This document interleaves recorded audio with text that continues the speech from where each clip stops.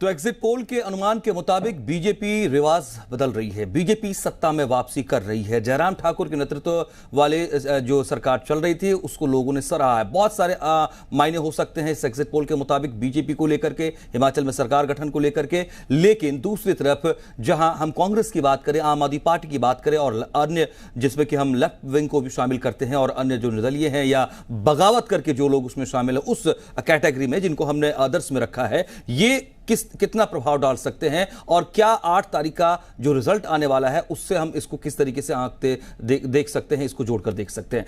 तमाम बातों पर हम चर्चा के लिए रुख करेंगे। हमारे संवाददाता संदीप सिंह का इस वक्त हमारे साथ जुड़े हुए हैं। संदीप, लगातार आप हिमाचल इलेक्शन को भी कवर कर रहे हैं और अलग अलग किस तरीके से मुद्दों के आधार पर अलग अलग भावनात्मक मुद्दे रहे, चाहे वो फेसेस के तौर पर कहें, हम स्टार कैंपेनर फेस कहें, सीएम फेस कहें, बहुत सारी योजनाओं का जिक्र सरकार स्थानीय स्तर पर, केंद्र के तौर पर, डबल इंजन के तौर पर कांग्रेस की तरफ से, आम आदमी पार्टी की तरफ से लगातार काउंटर किया गया। लेकिन इन तमाम आरोप प्रत्यारोप और स्थितियों के बावजूद हमारा एग्जिट पोल कहता है कि बीजेपी सरकार में वापसी कर रही है। क्या सियासी माहौल इस वक्त हिमाचल प्रदेश में?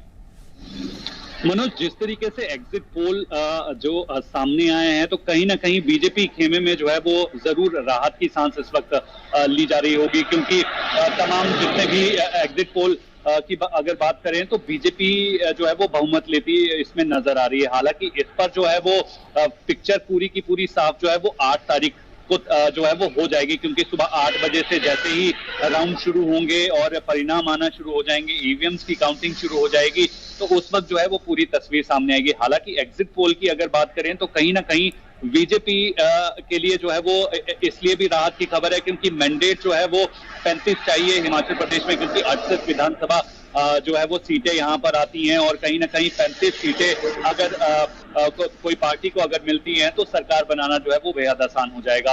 हालांकि कांग्रेस खेमे के लिए थोड़ी सी परेशानी जरूर रहेगी, क्योंकि एग्जिट पोल के मुताबिक जो है वो मैंडेट उन्हें पूरा नहीं मिलता दिखाई दे रहा। लेकिन तीसरी तरफ एक चीज और सामने आ रही है मनोज, की निर्दलीय उम्मीदवार जो है वो 1 से 5 सीटों तक जो है वो जीत दर्ज कर सकते हैं। तो कहीं ना कहीं निर्दलीय उम्मीदवार जो है वो एक गेम चेंजर के तौर पर भी जो है इस बार के इन रिजल्ट के बाद सरकार बनाने में रह सकते हैं। हालांकि 8 तारीख को जो है वो जब सही तरीके से परिणाम सामने आएंगे तो तस्वीर जो है सामने निकल कर आएगी।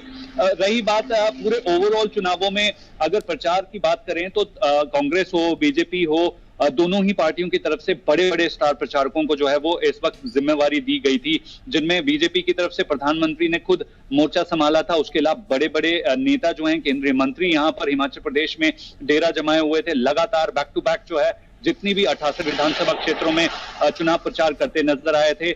डबल इंजन की सरकार की बातें जो है वो बीजेपी की तरफ से टारगेट की गई थी और जो रिवाज बदलने की बात जो है वो बीजेपी की तरफ से की गई थी। हालांकि कांग्रेस की तरफ से अगर बात करें तो कांग्रेस में प्रियंका गांधी ने जो है वो हिमाचल प्रदेश में प्रचार किया और उसके अलावा राजस्थान के मुख्यमंत्री हों, छत्तीसगढ़ के मुख्यमंत्री हों या सचिन पायलट हों या दूसरे बड़े नेता हों या फिर राष्ट्रीय अध्यक्ष मल्लिकार्जुन खड़गे हों, उन्होंने भी जो है वो हिमाचल प्रदेश में इस बार कांग्रेस के लिए प्रचार किया। हालांकि कई सारे ऐसे बड़े मुद्दे थे जो इस बार जो है वो इस बार के चुनावों में देखने को मिले। कांग्रेस जो है वो ओपीएस के मुद्दे पर जो है इस बार गेम चेंजर के तौर पर जो है इस मुद्दे को लेकर इस बार के चुनावों में उतरी थी।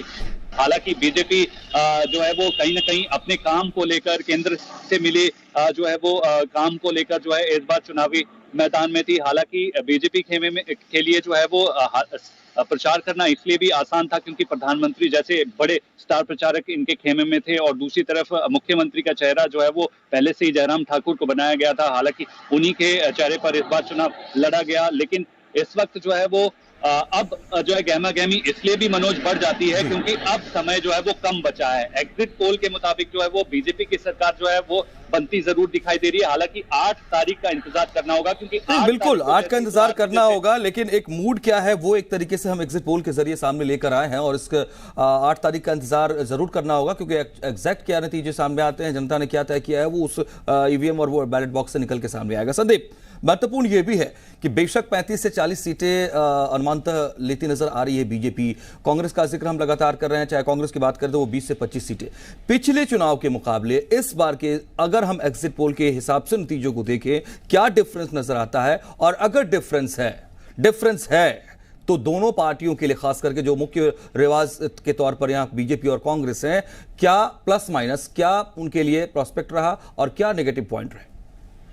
देखिए, एग्जिट पोल के मुताबिक अगर बात करें मनोज, तो अब बीजेपी खेमे के लिए बेशक राहत की खबर यह है कि जो मैंडेट है वो 35 से 40 सीटों के आसपास जो है वो रुझान दिखाई दे रहे हैं। एग्जिट पोल के मुताबिक 36 सीटों के हिसाब से अगर मैंडेट की बात करें तो हालांकि जो है वो बेशक राहत जरूर हो रही होगी कि सरकार बनाते कहीं ना कहीं दिखाई दे रही है बीजेपी। लेकिन अगर 2017 चुनावों की बात करें तो उस वक्त जो है वो 44 सीटें भारतीय जनता पार्टी को जो है वो हिमाचल प्रदेश विधानसभा चुनावों में मिली थी, तो लेकिन वो सीटें भी घट रही हैं।